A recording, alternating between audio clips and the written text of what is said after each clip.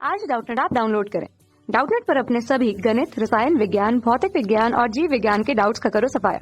बस प्रश्न की फोटो खींचो, एक ही प्रश्न को क्रॉप करो और तुरंत वीडियो सोल्यूशन पाओ। अभी डाउनलोड करें।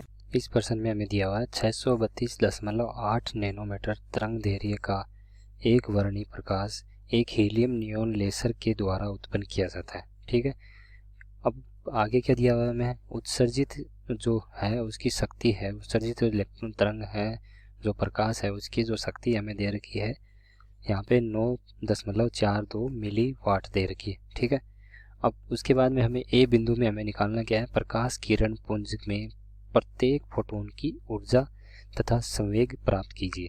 ठीक है, तो यहाँ से पहला बिंदु हम यहाँ पे हल करते हैं। तो हमें दे क्या रखा है, पहले हमें दे रखी है तरंग दैर्घ्य दे रखी है लैम्डा बराबर कितनी 632.8 नैनोमीटर में दे रखी है।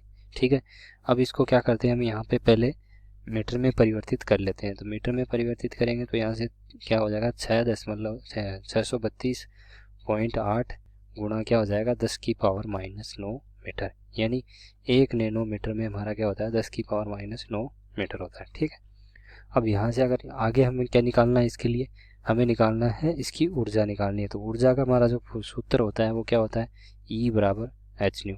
एच न्यू के लिए मतलब आवर्ती निकालनी है, तो आवर्ती कैसे निकालेंगे, तो हमें पता है जो हमारा न्यू गुणा लैम्डा यानी तरंग दैर्घ्य का जो गुणनफल है वो क्या होता है, एक तरह से प्रकाश के वेग के बराबर होता है। ठीक है, तो यहाँ से हम क्या निकाल सकते हैं, आवर्ती का मान निकाल सकते हैं जो क्या हो जाएगा C बटा लैम्डा। ठीक है, C बटा लैम्डा, और C क्या होता है हमारा प्रकाश का वेग होता है, तो 3 गुणा 10⁸ बटा लैम्डा में दे रखा है यहाँ पे 632.8 गुणा 10⁻⁻9। ठीक है, अब यहाँ से अगर इसको आगे हल करते हैं तो ये आता है हमारा न्यू आवर्ती आएगी जो किस में आएगी, एक तरह से हर्ज में आएगी, और वो आवर्ती हर्ज में कितनी आ जाएगी, ऐसे 4.74 गुणा 10⁻14 सॉरी। ठीक है, तो ये इस तरह से आ गई हमारी हर्ज। अब यहाँ से हम क्या निकाल सकते हैं, ऊर्जा का मान निकाल सकते हैं जो कि क्या है E बराबर एच न्यू, और एच का मान क्या होता है हमारा यहाँ से 6.63 गुणा 10⁻34। ठीक है, ये मान अगर यहाँ पे इसमें रखते हैं तो ये हो जाएगा 6 गुणा 10⁻34। ठीक है, या सॉरी क्या क्या आएगा यहाँ पे 6.6 और आएगा 6.63, तो मैं इसको दोबारा लिखता हूँ यहाँ पे, यहाँ आ जाएगा 6.63 गुणा 10⁻34 और गुणा में क्या आ जाएगा ऐसे 4.74 गुणा 10⁻14 यानी 10⁻14 हो गया। ठीक है, अब यहाँ पे अगर इसको अगर आगे हल करते हैं तो ये आ जाएगा एक तरह से हमारा 3.14 गुणा 10⁻⁻19 जूल आ जाएगा।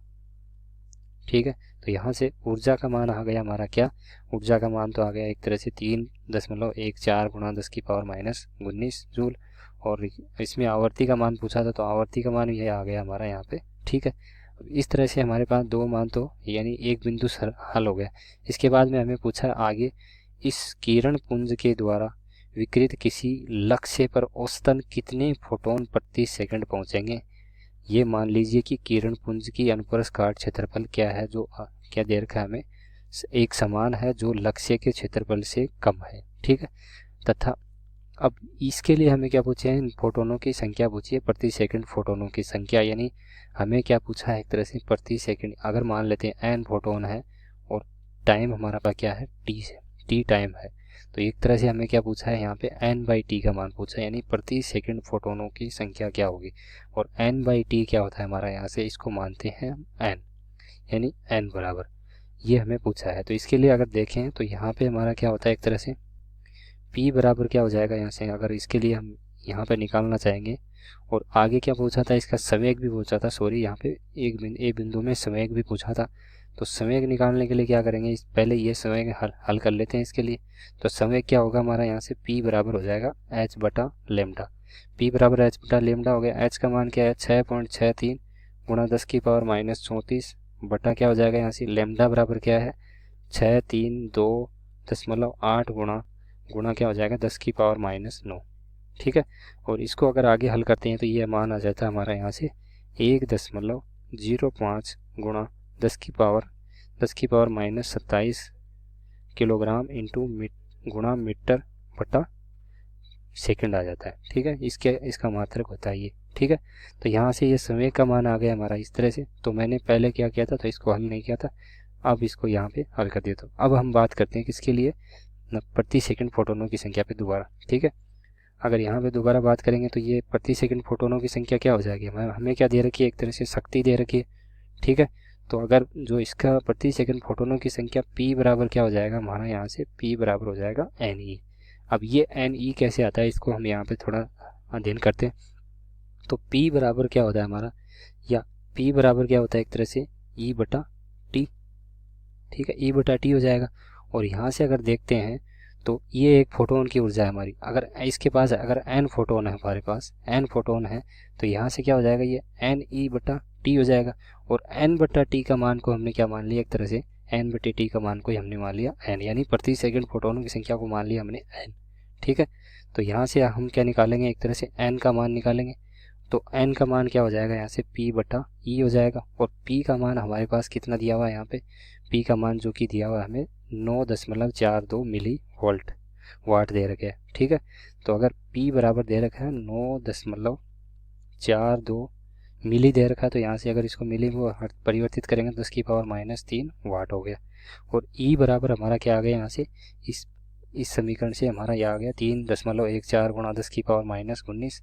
ठीक है, तो यहाँ से ये दोनों मान इसमें अगर रखेंगे तो n बराबर क्या हो जाएगा, यहाँ से हो जाएगा 9.42 गुणा 10⁻³ बटा क्या हो गया, 3.14 गुणा 10⁻19। ठीक है, अब ये आ गई प्रति सेकंड फोटोनों की संख्या हमारी। तो इसको अगर हल करते हैं तो यहाँ से आ जाता है 3 गुणा 10⁻16 फोटोन प्रति सेकंड। ठीक है, फोटोन प्रति सेकंड आ गए। ठीक है, तो यहाँ से n का मान अगर दोबारा देखते हैं तो यहाँ से ये जाएगा 3 गुणा 10⁻16, और हिंदी में लिखेंगे तो ये हो जाएगा फोटोन प्रति सेकंड। ठीक है, तो ये हमारा दूसरा प्रश्न का क्या हो गया, हल हो गया। अब बात करते हैं हम तीसरे बिंदु की। तीसरे बिंदु में हमें क्या दिया हुआ है।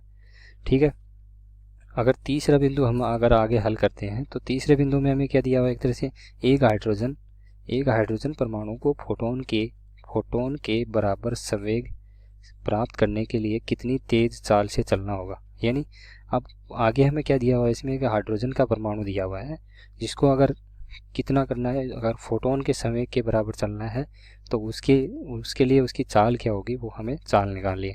तो इसके लिए अगर देखेंगे आगे तो इसको हम किससे हल करेंगे, p संवेग से हल करेंगे। कैसे, हमें क्या निकालनी है, चाल निकालनी है। तो p बराबर हमारा क्या होता है, एक तरह से mv होता है, यानी द्रव्यमान गुणा वेग।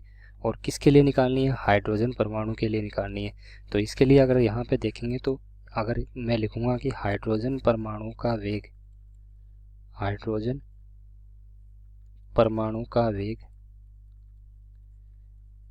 बराबर क्या हो जाएगा, यहाँ से v का मान अगर निकालेंगे तो क्या हो जाएगा, p बटा m हो जाएगा। यानी संवेग किसका, हाइड्रोजन परमाणु के लिए, और संवेग किसका, हाइड्रोजन परमाणु के लिए, और उसके बाद में उसके लिए m द्रव्यमान उसका हाइड्रोजन परमाणु के लिए। ठीक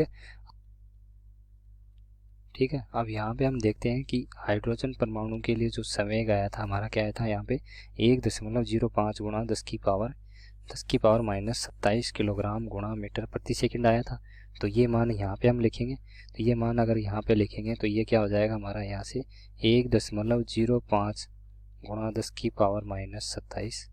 ठीक है, अब बात करते हैं इसके लिए हाइड्रोजन परमाणु के लिए। तो हाइड्रोजन परमाणु का अगर द्रव्यमान की बात करेंगे तो द्रव्यमान कितना हो जाएगा, हाइड्रोजन परमाणु का जो द्रव्यमान होता है वो 1.673 गुणा 10⁻27। ठीक है, अब यहाँ से इसको अगर हल करेंगे तो हमारा वेग आ जाएगा इसका, या चाल कितनी आ जाएगी, 0.63 मीटर प्रति सेकंड इसकी चाल आ जाएगी। यानी जो इसका हाइड्रोजन परमाणु के लिए वेग है वो कितना हो जाएगा, यहाँ से ये हो जाएगा हमारा 0.63 मीटर प्रति सेकंड। ठीक है, तो यहाँ से हम क्या निकाल सकते हैं, इसका वेग हमने निकाल लिया। अब इसलिए हमने क्या लिखा है, यहाँ पे क्या है, एक तरह से ये क्यों आया है 1.673 क्यों लिखा है हमने, क्योंकि जो हाइड्रोजन पे जो हमारा एक तरह से द्रव्यमान हो, हाइड्रोजन का द्रव्यमान के एक तरह से प्रोटॉन के द्रव्यमान के बराबर होगा। ठीक है, तो इस तरह से हमने क्या लिया है, 1.673 गुणा 10⁻27 लिया है। ठीक है, कक्षा 6वीं से 12वीं से लेकर नीट, IIT, JEE वो एडवांस के लेवल तक 1 करोड़ से ज्यादा छात्रों का भरोसा। आज ही डाउनलोड करें डाउटनेट ऐप या व्हाट्सएप करें अपने सारे डाउट्स 8400 400 400 पर।